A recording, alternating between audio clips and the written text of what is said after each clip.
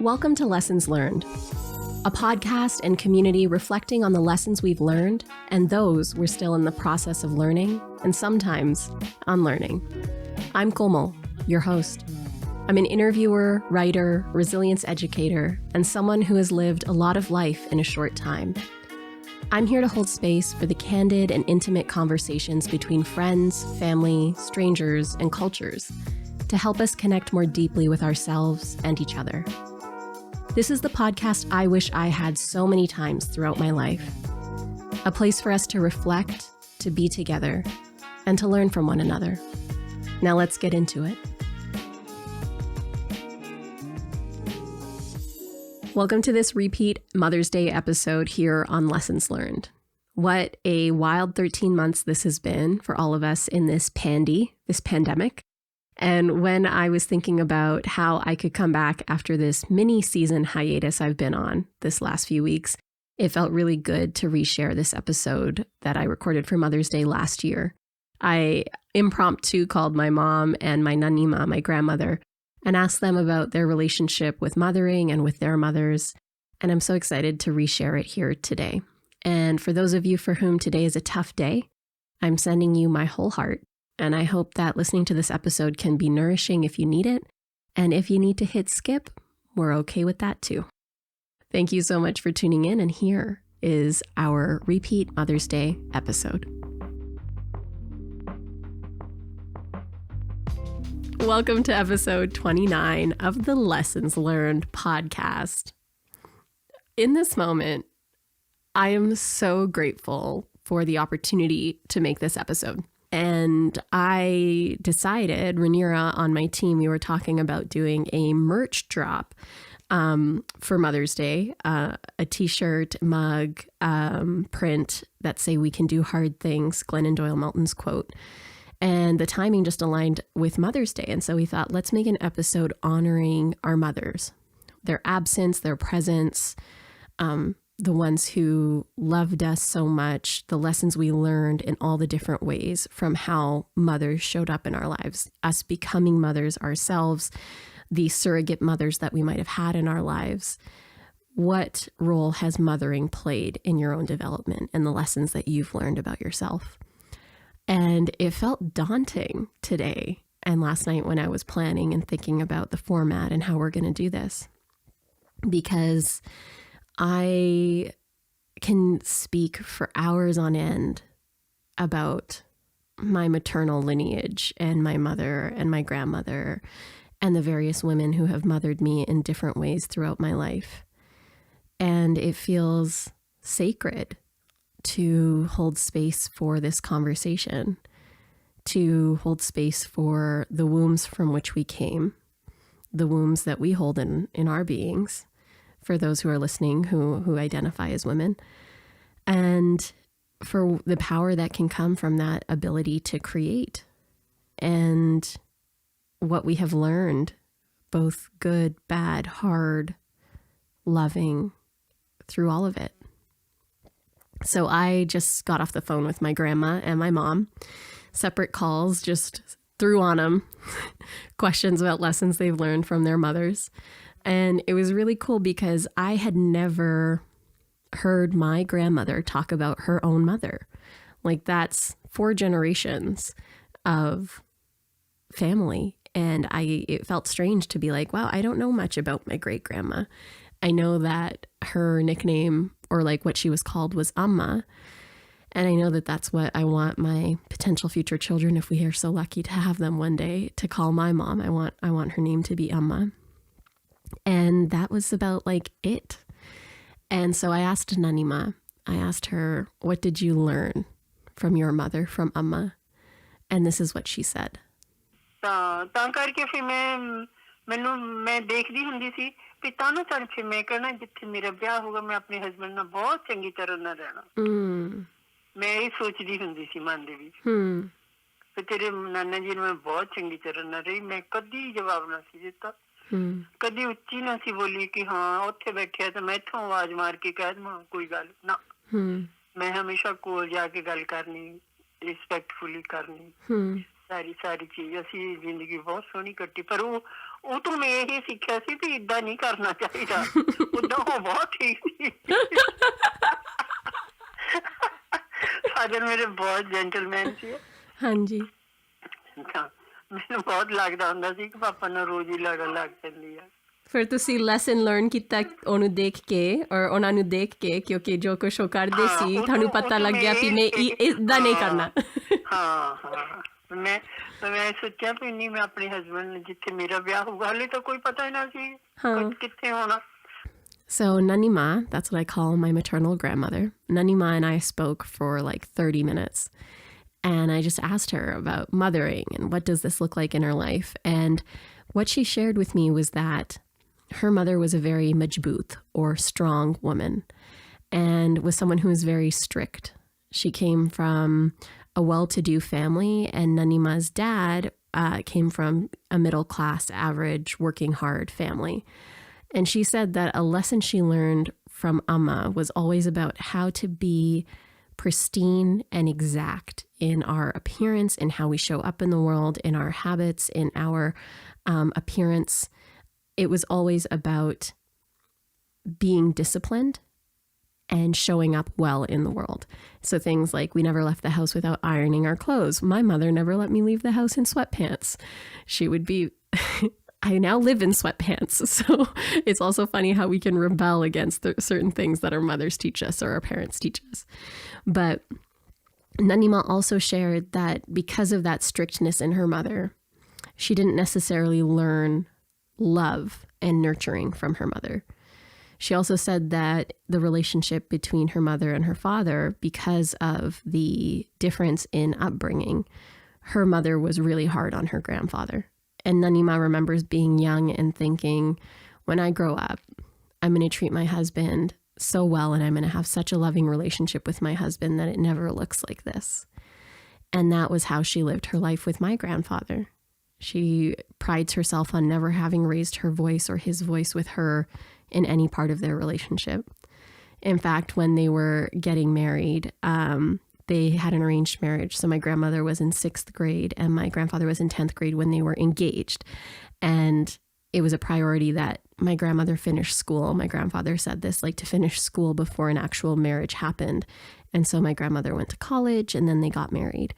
And that was a very forward-thinking way of having a union back then. But my grandmother also said to my grandfather, I will never wear makeup and you have to be okay with that. She was is a very simple, natural, healthy, powerful, loving, nurturing, kind, generous woman. And I feel so blessed that she is my matriarch and that I have had the experience of her love in my life. Another reason this episode felt so daunting is because I know I'm going to cry multiple times. This is time 1. And for those of you watching on YouTube, that right there is a picture of me and my grandma behind me. And that's one of me and my mom and my dad. So they're with me right now. So a lesson I've learned from my grandmother is so much to do with her nurturing and what she has survived. So my grandmother lost 2 daughters in her lifetime. One, my aunt, my lovely Masi, my aunt, she passed away in my grandmother's arms from anaphylactic shock when she was home on a break from college. And it was very devastating and tragic. My mom was already in Canada at that time, and lovely Masi was very, very young, early 20s at the time. And anytime I think of that, it devastates me. It just makes me feel so sad about that reality of what my grandmother had to experience so early in her life. And then my Runa Masi passed away when I was 19, and she was also very young. And my little cousin Ravi, her daughter has a learning disability, a global delay. And right after Runa Masi passed away, like I saw my mother in shock and process and go through her trauma. And me, as still a child on the cusp of understanding my own womanhood, had to mother my own mother. And then I moved to Calgary for a month to take care of Ravi and to help with logistics of the funeral, of so many different things, and got to spend some really beautiful time with my grandmother, with Nani Ma, as she was processing the grief of losing her own child. They often say that the greatest tragedy in life is when, like, a parent has to bury their own children. And my grandmother had to do it twice, and my mother had to lose 2 siblings in her life, both of her sisters.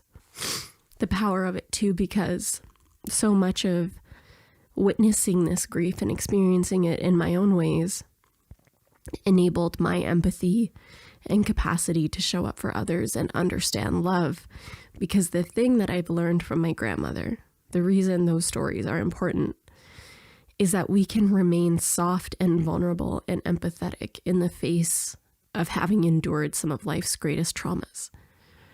And she models that for me every single day. Like when you guys heard her voice when she says hello, like the way she says, I love you. There's just such a softness and a endearing, like untouched love that she has. And now that takes me to my mother, Ma. Oh, wow. Like, I have learned so much from my mother. And it's not all good stuff, you know? Like, we've been through so many hard times. Like, from when I was like 11 to 14 was very hard for my mother and I. I'm a Scorpio. I'm in the extremes. I am very fiercely independent. I believe in what I believe in. And my mother is a bull. She's a Taurus. And we would butt heads time and time again. And I grew up in a very chaotic, intense household. My uncle, as I've shared in the past, was an abusive alcoholic, and we all lived together in a conjoined family, 2 families in one household that operated like my cousin siblings were like my brothers and sisters.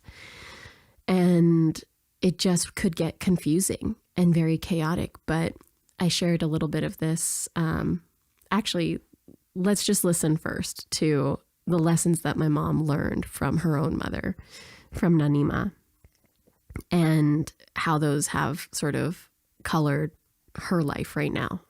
But my mom was very, very heartful with the lovingness and looking after us and considering us like we were her priority. And that's what I learned from her. Mm-hmm. Like how to deal with the children and what to and when to like provide them what their desires are, their needs are, and you can read your children's minds. In terms of like facing hard things, what did you learn from Nani Ma about like moving through hard moments in life? Just cross the hurdles peacefully, gracefully, and calmly. Mm-hmm. Don't get agitated with the hurdles. Don't get kind of discouraged from the hurdles, right? Mm-hmm. And don't get like depressed from the hurdles. Like whatever hurdles comes right in front of you, think about this is God-given thing, and this is written in our destiny. Nobody can change it. Right? So be humble and be strong to look after those hurdles, and not like and one thing I learned from my mom, like if you're living in the unite family, right?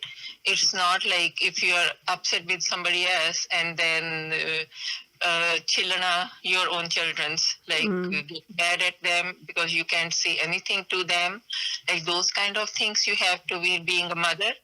And that's what I learned from my mother. Like if you're upset with somebody else, not to take it out on your kids. Yeah, taking it on your kids and stuff, right? Mm-hmm. Handle in proper way and proper manner, and don't let anybody rule on you. Mm-hmm. Like just ruling you, and then you should know how to stand up for yourself. That I learned from my mom too. What did you learn? That's what you're gonna tell them, right? Yeah, that's what I'm gonna say on the show. Uh-huh. I would say like resilience. You've taught me a lot about resilience because we've been through so much and like have had to come through so much together. And I think like because it started when I was so young, you showed me how to show up in the face of hard things. Yep. On every day, right? Because like growing up at home, it was always a little bit chaotic, but you brought structure, whether it was through like, we're going to have meals at this, like your food's going to be on the counter and it's always going to be delicious and made with love. Even if, you know, we couldn't trust the volatility of Thayaji or what was happening in the house, like we knew that there were certain anchor points. And then education, like after fourth grade, when I that intervention happened when I was failing and then we got me back on track, it was like I learned that if I focused on something or found goals, I could build my own version of happiness or success, and that the day-to-day struggle didn't have to define me. And I think also like giving back to the community is something you and Papa showed me, and Thayaji and Thai, like every day, how much of a priority it is. Yeah. I mean, I could go on. That's why this episode's probably going to be a long one, because I could just go on and on and on. But I think it's important too, like we came through our hard times, like, and periods of time where we had different hard times, and like our hard times in our relationship too, because there are lots of people who like don't have good relationships with their moms or are working through hard times with their moms. And we did that stuff too and came through it and were stronger because of it, and learned a lot about ourselves in those hard times too. Yep. All right. I'll talk to you later then. Okay. I love you so much. Okay. Bye. Bye. What I love about what my mom shared is around this piece of learning from Nani Ma, that regardless of what's happening in your house, regardless of how you're being treated by those around you, you don't take it out on your children. And sometimes I think that my mom went the other way, where she wouldn't take it out on us in terms of anger or aggression, or mistreatment, but she would put her hopes and dreams into us in a way that made us very strong and capable young people, but also set her up for disappointment when it came to not necessarily always knowing or creating space for us to make our own choices when it came to big things in our lives. And that was when Mitch, or my mom, and I had kind of the hardest part of our relationship, which was 4 or 5 years when I was 20 till 25, 26-ish, when I introduced Mitch into our world. Ma really saw a different life for me with a Punjabi brown partner. And I had fallen in love with the love of my life with such unconditional, powerful love that when I told her about him, I said, Ma, I'm not asking your permission. I'm just wanting to let you know because I don't want to lie to you. I have decided, like, this is the thing. I just don't want to lie to you anymore. And so I broke her heart in that moment. And that unbecoming and unraveling of expectation-based love and the recreation now of our expectationless love is what has allowed us to now become best friends and to meet each other where we're at as adults. And when I think back to her being 30 and having me, like, Ma had some miscarriages in her 20s and had my brother when she was 27 and me when she was 30. It's interesting to reflect back on it and feel like I'm grateful that my mom had her 20s. And even though it would have been so difficult to navigate those losses and the pressure that my grandmother was putting on, my paternal grandmother, my father's mother, was putting on her to have children. Like there must have been so much pain in that experience. But knowing that she had me at the age that I'm at right now, like there was emotional competency or just capability as a mother and maturity that I think lent itself to her being the kind of mom she was. She wasn't just a kid raising us, like she was a woman raising us. And that's really powerful. And so unraveling those expectations and rebuilding a relationship where those expectations were lessened was a really powerful exercise for us as grown women. And for me, like I am not a mother. I have been mothered. I mother people in my life in the ways that I can, by showing up for them as fully as I can. But I've learned so much from the women in my life about the power and the learning and the mirror that motherhood is for us in the directions that it's channeled. And I do really look forward to the day when I can be a mom one day. And when I have that opportunity, when I have that privilege, whether it's of my own children, if I can create them, or children we adopt, whatever that looks like. Because I know that everything I think I know now is going to be turned upside down when I become a mom and when I have to show up in those ways. But it's such a beautifully complicated, magnificent experience. And so now I want to open it up to lessons that you guys shared with me about what you've learned from your mothers. So let's jump slide into my DMs. And normally I pick just a couple of these slide into my DMs, but today I'm going to read them all because we're in quarantine and what else are you doing? But also because these stories are so unique and our stories of lessons learned from our mothers are so unique that they all deserve the time on air. So Ali Estel says, while the timing of when I became pregnant was not what I wanted, it had to happen at that time for me to not only have the girl I do, but grow into the woman I am now. And let me tell you, she is such a powerful mother. Zena says, I have an extremely strained relationship with my mom, which we are trying to navigate and rebuild, but it is extremely hard. I was angry at my mom for a very long time and still kind of am. But since having a daughter of my own, the greatest lesson that I've learned is that to mother a child is really an exercise in mothering yourself first and addressing, healing, and forgiving yourself for your own trauma. I'm learning to empathize with my mom for her way of mothering me, as I recognize now that a lot of her behavior stems from unaddressed trauma she's had throughout her life. Being from an older immigrant generation, she also refused to acknowledge this trauma or talk to anyone about it. She doesn't see how it manifests in the way she mothers, and it makes me so sad to see how much unacknowledged pain she has and is going through, which manifests in her behavior.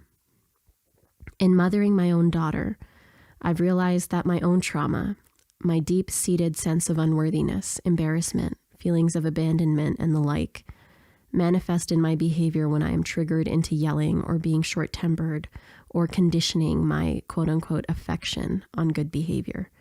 And it's been such a wake-up call and also so incredibly difficult to rein in my ego, do the inner work, and try to let my daughter flourish into her own person.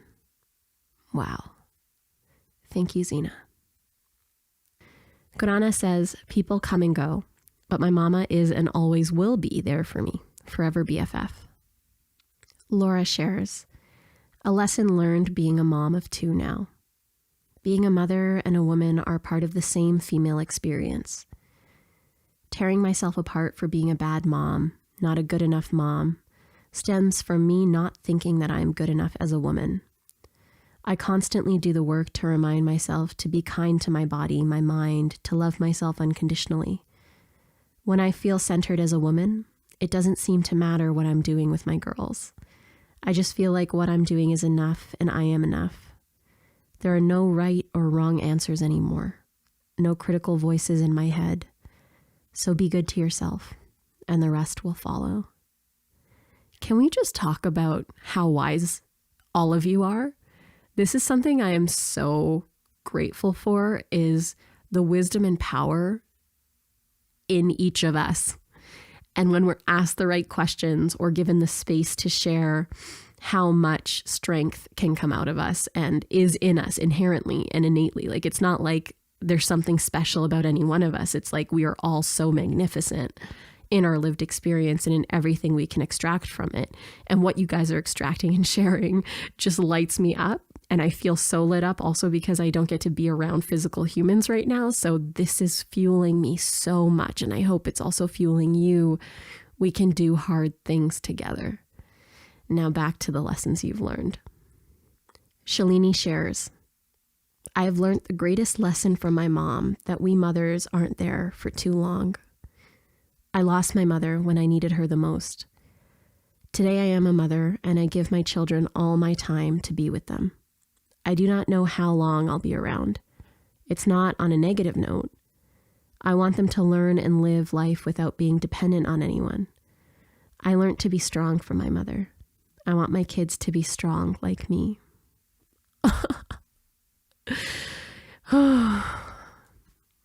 From Kim. My mom was raised without any brothers. It was just her and my sister, my Mussy. I admire her for her strength and compassion. She has been through so many hurdles in life because she didn't have any brothers. She taught me to be financially independent, to rely on myself, and to never give up in a moment of weakness. She basically raised my brothers and I on her own, while also raising my dad's nieces and nephews. My dad worked for CN Rail, which resulted in him being away from family for extended periods of time. My brothers and I are who we are because of her. She is my everything. To add some context to Kim's comment, in Indian culture, it's very patriarchal. So her mother having only a sister means that her family may have been looked at as less than, or her mother and her Masi might have had undue pressure or negativity thrown at them because they weren't men. So I feel her strength, Kim. Thank you for sharing. Heather says, it's possible to end the generational trauma cycle. Again, for the people in the back, it's possible to end the generational trauma cycle. Thank you for the reminder, Heather. Hall shares, I've learned after becoming an adult and having more frank discussions with her how much she intuitively knew what to do and what I needed, but was advised not to follow that motherly instinct. I have learned the depth of the pain she felt when I was in pain, how hard she tried to support me, and how much she loved me. I learned that she stayed alive because of my sister and I. She's my heroine, my greatest inspiration, and my most trusted advisor. And no, I didn't say heroine, I said heroine, which is the same thing, but also sounds like heroin, so my apologies. Thank you, Hall. Brittany shared, my mom is a recovered alcoholic and there's been a lot of lessons about resilience. Abby says, I have such a strong mama. My mom has taught me to speak up and use my voice. Banjin says, courage and faith. She never lets that waver, and I hope I am able to remember that in my life. You already do, and so you will. Amanda says, absolute unconditional love. Kim shares, empathy. Her absence taught me compassion. Much later in life, though, lol. And Pinky says, this box isn't big enough. This show isn't big enough. This show isn't long enough. I'm so in my feels with this one. I think it could also be that I know I'm not going to see my mom or my grandma for many months because of quarantine. And so it's already been the longest period of time I haven't seen my mom. It's been 4 months. And I know that's not a long time for many people. But for us, I would make it a priority to see her every 3 to 4 months because we live so far away. But alas, something that I love that my mom has taught me, and it's particularly important right now in quarantine, is a couple of things, actually. When I was growing up, when my mom would read us bedtime stories, there would be one story she would read more than others. And I think almost like exclusively, this is the story that she would tell me to go to bed. And it was about the tortoise and the hare, and how slow and steady wins the race. The tortoise would always make it over the finish line before the hare, because the hare would get really excited, go so fast, need to take a nap or get distracted. And then the tortoise would just be going pitter patter, slow and steady to get to that finish line. And I think Ma had a sense with me, maybe as her child, that this would be a really important lesson to share with me, because I would go a mile a minute. I would go real fast and then I would crash real hard. And that was a cycle I repeated for so much of my life, until the truth of that story, because also the lessons we've learned from our mothers, we don't really learn them until we live them. We don't really learn those lessons until we live them. And so they only become cemented or concretized in our bodies and our experiences once we face those specific hardships in our adult lives and get that clarity and understanding of why our mothers were the way they were, why they taught us what they did, and why those lessons were so important to them. Like when my grandma shares that seeing her mother and father and how they interacted inspired her to want to have a very healthy, loving relationship with her partner.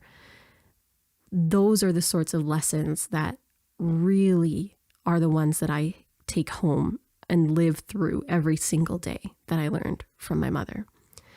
So slow and steady wins the race is one of them. And while we're in quarantine, this lesson applies because we can't go fast right now. The stress response and the chronic stress that we're all under is forcing our capacity to diminish. So we have to surrender to the fact that things are going to be slower now than they have in the past. We are going to move slower than we did in the past. But slow doesn't mean inefficient, and slow doesn't mean we will not have progress.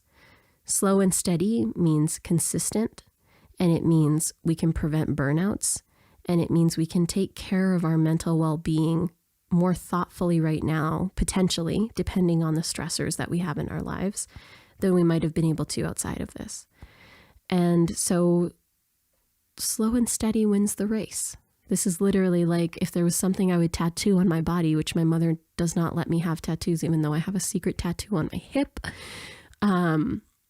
This is what I would tattoo on a visible part of my body.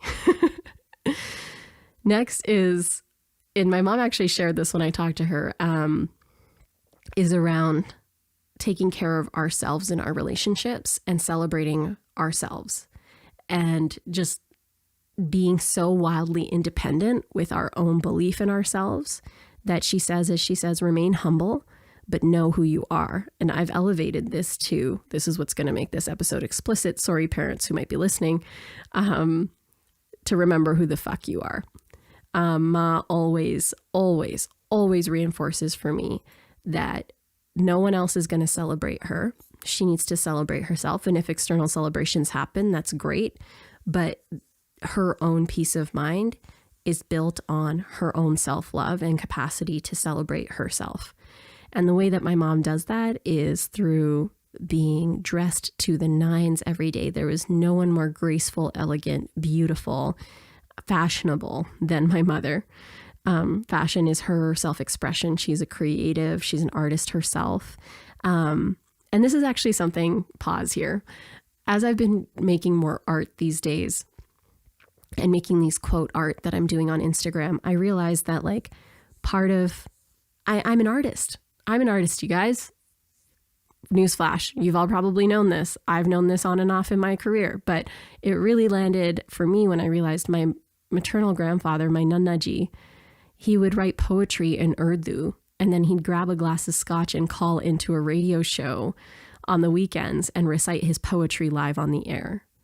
My mother, when she married my father, was waiting in India for a number of months for her visa to come through. And during those 9 or 10 months, took up painting for the only time in her life, and painted on so many canvases that my grandfather refused to buy her more. So she turned the canvases and painted on both sides of them. And one of those paintings is hanging in my living room, and it is beautiful, and it is sensual, and it is so stunning. And so I've gone all this time denying my artistry because I feel like it's not acceptable in a context where intellect and professional declarations and being a doctor or whatever is valued as so much more important. But my artistry oozes out of me. Even in creating these shows, the artistry of how it gets put together, the way that I am with words, like I am an artist. And I learned that from my mother. And my mother has always accepted this in herself and in her self-celebration and in loving herself. She evokes that sensuality, that love, that grace, that visual stunningness that she has with everything she creates. Even the way she puts a fruit salad together is beautiful. And so I have learned to appreciate beauty because of my mother. And when it comes to self-love, actually prioritizing self-care, making appointments for massage, for physio, for chiro, doctor's appointments, the hard type of self-care, my mother reinforced for me because no one will do it for you, Komal. You have to take care of yourself. I have a big win. She says, you must celebrate yourself because you cannot depend on others celebrating you and you deriving your self-worth from those external celebrations. Even on anniversaries, brown parents, like brown dads, aren't the ones to go out and get gifts or flowers or whatever for their partners, or at least it's not my dad's way of evoking or showing love. So Ma buys her own flowers for herself. Ma buys her own wedding or anniversary gifts for herself, her own birthday gifts. She doesn't rely on anyone else. And yes, I buy her flowers every year and she loves the bouquet, but she is so self-sufficient with her self-love and care that I aspire to that level of independence every day. And it's not to become an island or a fortress myself that doesn't allow love in. In fact, it makes me more of a semi-permeable membrane. It lets me become more capable of giving and receiving love because I'm so centered in my own love. Ma and this woman in my life who passed away a few years ago, Mindy, have shown me are the examples in my life that we can actually love ourselves. After years of loathing myself, of finding reasons to be stuck in the egoic self-hatred that can come, Ma and Mindy have reminded me and shown me the power of choosing to do the things that consistently over time prove to ourselves that we love ourselves, and the power and strength that can come from that. I've learned that from my mother. I've learned that celebration of ourselves from my mother.